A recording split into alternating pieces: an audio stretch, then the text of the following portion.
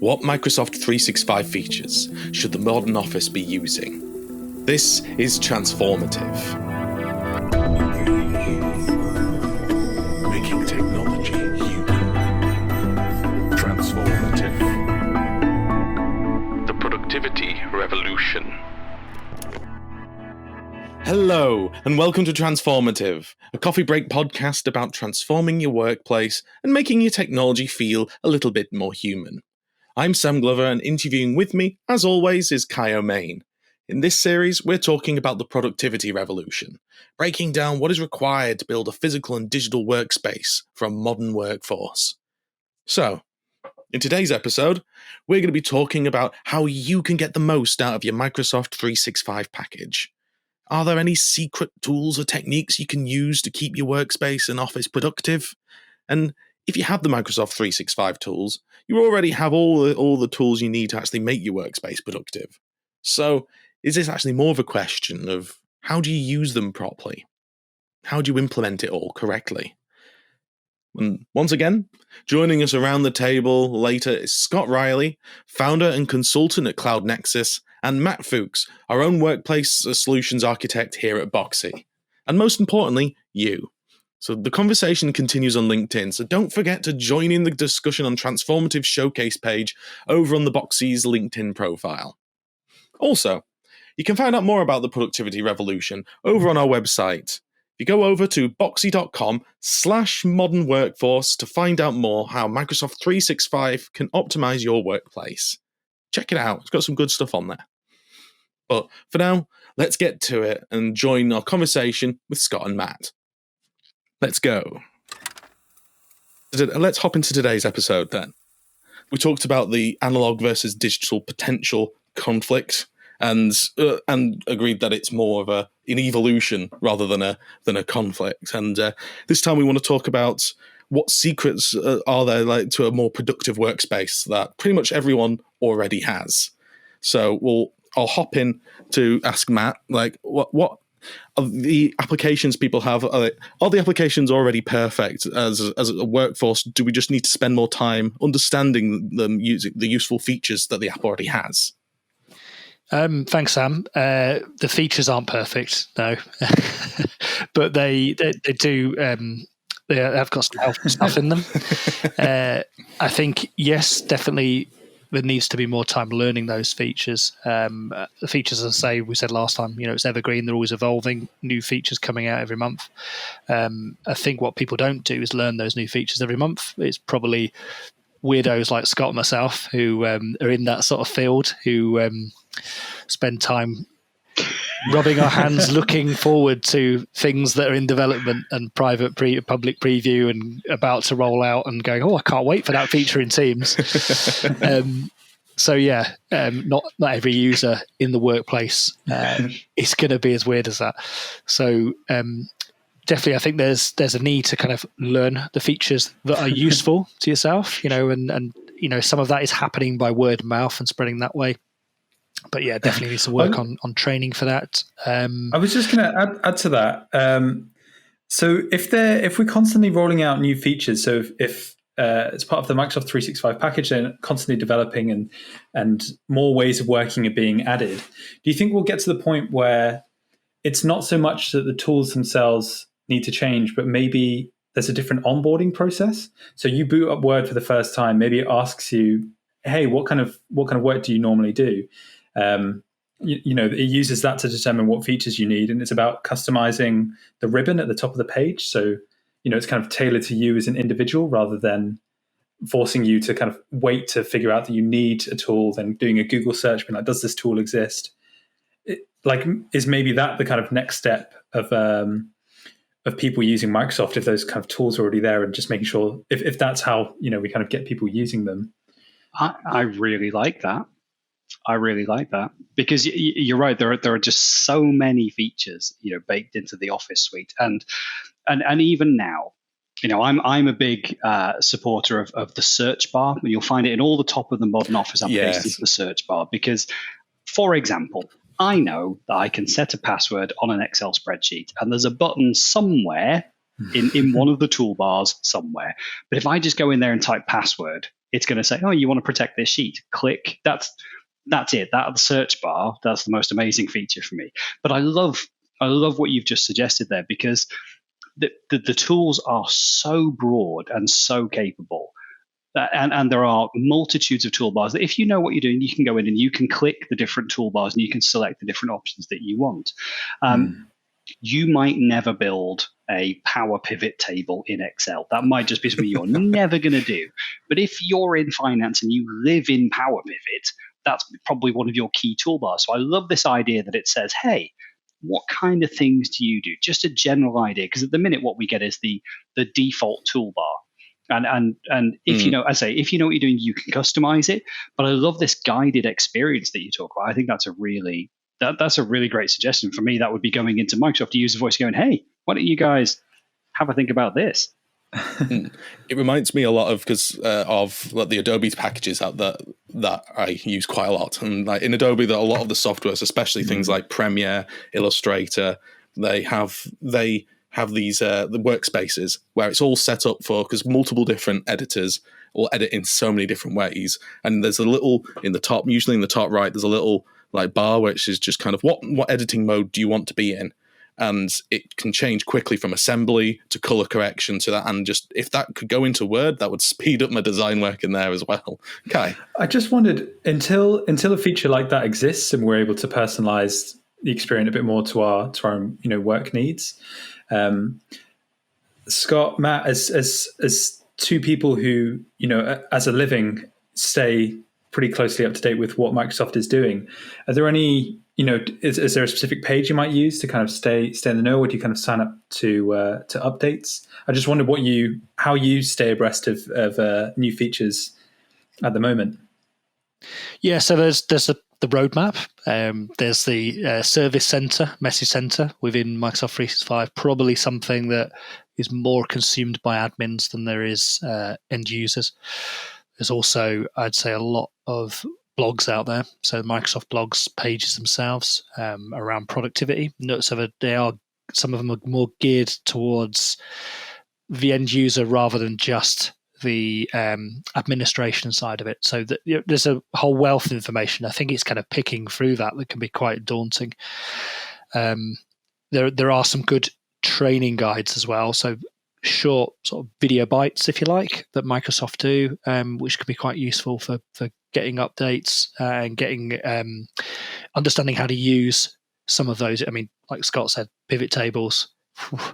Yeah, there's some good ones on there just focusing on one element. So very, very short videos, 3 to 5 minutes long, and you've kind of got what you need to do. But again, Scott touched on it, the search bar is brilliant now on what you can search within the Office applications and find out the solution that you need quite quickly. I was going to say, I think Matt's point's really, really interesting, which is that there are definitely portals and there are mailing lists and there are places that you can go, and it's probably if you're nerds like us who really want to know what's the next thing that's coming, but it's nerds like us that then help kind of ripple out that information into the workforce in general. And where I've seen this be really successful in businesses, just in general businesses that not necessarily IT focused, is where they create digital disruptors or digital ambassadors, and these are people within a finance team, a HR team, a marketing team, and it's those people who you invest the training in, or you point the portals at, and you make sure that they're kind of staying on top of some of the newer, later features, because you don't have to train the entire workforce. You have this ripple effect of these digital ambassadors, and that works really, really well. Just especially, I mean, let's be fair, that works really, really well in a traditional office setting. I think COVID has changed that a little bit, but if Mags over there is my digital ambassador for our team. So if I've got any kind of quick questions, that's the person that we've invested a lot of that time into, because not everyone is just going to go and seek out those updates or go through those 5-minute training things. Everyone could. It's only 5 minutes, but not everyone does. Yeah, I think there's a good strategy there with ambassadors. Matt, that's a fantastic idea. Yeah, I think those ambassadors is a great idea, and it's certainly one I've we've sort of used from the SharePoint days, I suppose, that SharePoint sort of champions, and something we've seen work well in organizations when you're adopting any sort of technology. Teams was a big one. We saw a lot of adoption of that way back in last March. So yeah, having to adopt that correctly, and you always learn from mistakes. Having those contacts within the business that you communicate first to, they're on the pilot group, helps that adoption process, but keeping that going. So it's a working group that help, like you say, you've got your person in finance, marketing, across the business, key contacts who are warm to technology, should I say, is probably a phrase that sounds a bit weird, but essentially they're there that you can use, you can distill information to, and they can cascade that down across the organization. So yeah, you can get more people using the products in the right way, and yeah, definitely makes a big difference. The adoption piece is one that's overlooked by IT departments. When projects are led by a technology focused team, that's the part that gets missed. And it's the part, I would say, I don't know if Scott, if you disagree or not, it's the part that leads to the biggest failure of adopting technology correctly.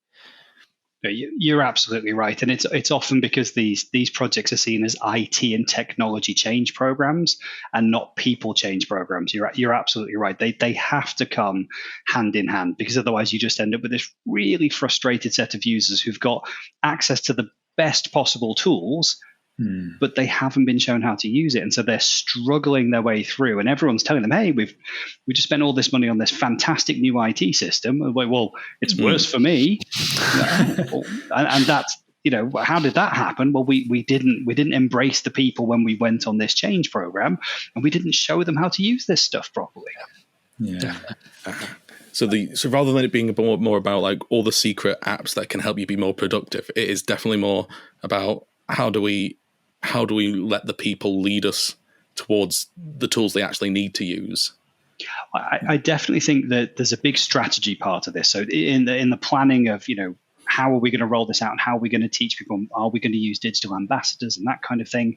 But also, there's so many different ways to communicate with people, whether we use Teams or email or SharePoint or Yammer. It's selecting what are the right ways, what are the tools that we're going to use as an organization, and how are we going to choose to communicate internally and externally with our customers. And then once you've kind of got those figured out, now we've got a set of tools that we can kind of stick to. Now we can start to really get people to be really, really productive using those tools. Absolutely. Excellent. Yeah, I was just going to say, Scott's exactly right. It's that a really important piece of this is that communication strategy. That's something that you need to get right, really, and it's different per organization. How, and it could involve many different communication technologies, really. Both Teams, Yammer, SharePoint, communication sites, and other third parties. Really tied together. And it's working out what you use, which for what, or what you're going to use, what's right for the personas in the business that you have. I was going to say the last question I had for both Matt and Scott is just for the tools. I mean, being that this is a series about productivity and kind of achieving more in the workplace, I would be absolutely remiss if I didn't ask the two people who probably know Microsoft's suite and the tools available through it better than anyone else I know, about what you use to kind of achieve more in the workplace, and what kind of tools you rely on to kind of get more done in the day. Yeah, cool. I would love to tell you that I live out of Teams, which I do for my calls and my meetings. But I think like many people, I still live in my inbox. So Outlook is my biggest tool, and I don't think there's any surprise to that. We're such a we're a whole nation of people who love to send emails, and I think that is steadily changing as we look at the adoption rates for emails. It's slightly coming down, and Teams and chats and instant messaging, because just that immediacy of that conversation and that flow is so much better. But it's Outlook, it's Teams, and it is OneNote. Those are my three main tools, and then tying that all kind of nicely together to make sure I can get to my files everywhere. OneDrive might seem like just the simple basics, But if people are using Teams for putting files in project folders and things like that, it can be a bit awkward to upload and download things in the Teams app itself. But if you start to use OneDrive to sync those folders, it's a lifesaver. It's so much faster, much easier experience. I'd recommend it for everyone. And yeah, absolutely. My favorite top tip, if I could give one for using those tools, that search bar at the top of all those Office applications is your friend. You know you can do something, you can't quite remember how or where the button is. I need to set an out of office. Just type out of office, just type signatures. It's going to find you the answer straight away. Yeah. Amazing. Great tip. And Matt, what secrets do you have? I don't want to give away all my secrets. I think, no, only joking. I think, yeah, the tools that you mentioned there are spot on. You know, I'm a big user of OneNote. Also, still Outlook, mainly calendar. The ability now to what was Cortana calendar help. That ability to schedule meetings for you is fantastic. The other tool, I think, just to add to what Scott's talking about, obviously Teams, we could talk about Teams for a long time, but I think the other tool I use a lot is To Do. So simple, task management, and it's where I go before I start my day, before anything else, because I don't write things down on pen and paper. I go to To-Do list and make sure what tasks I've got for that day, what I've carried over, what I'm going to achieve, what I drag into my day, if you like. And yeah, that's really one of my favorite tools. One of the tools I think I'm starting to use a little bit more now, it's only in preview, but Microsoft Ignite announced, but it's coming baked into Windows 10, is Power Automate Desktop. So just starting to look at creating some flows there. So this is coming free for everyone. Amazing. It's RPA essentially, but for personal RPA. So yeah, it won't tackle the system side integration, etc. But some of that is really interesting to kind of take some of those tasks you do and speed those up. Or yeah. So interesting. I think that will catch on a little bit more. Yeah. Personal bot, yes, please. Yeah, that's being built straight into Windows 10 kind of thing, rather than that's insane. Yeah, that's really useful. And you can imagine some of those real repetitive roles again, like we get in finances or purchase orders, where you've got to grab this document, pop it into that folder, copy it into this, make sure this thing's updated. For those simple things where you're just running those same processes over and over again, now we can build a little automation to do that for us, or a little little runtime library that will do it for us. So really nice stuff. Yes, amazing. Yeah, exactly. Fantastic. Well, this has been a really fascinating chat. It's definitely made me.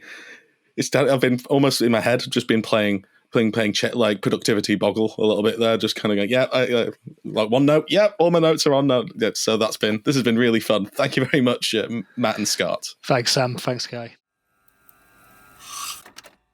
So that's all for today. Thank you so much for listening, and also to Scott and Matt for joining us on the pod. Do you want to learn more about the modern workforce?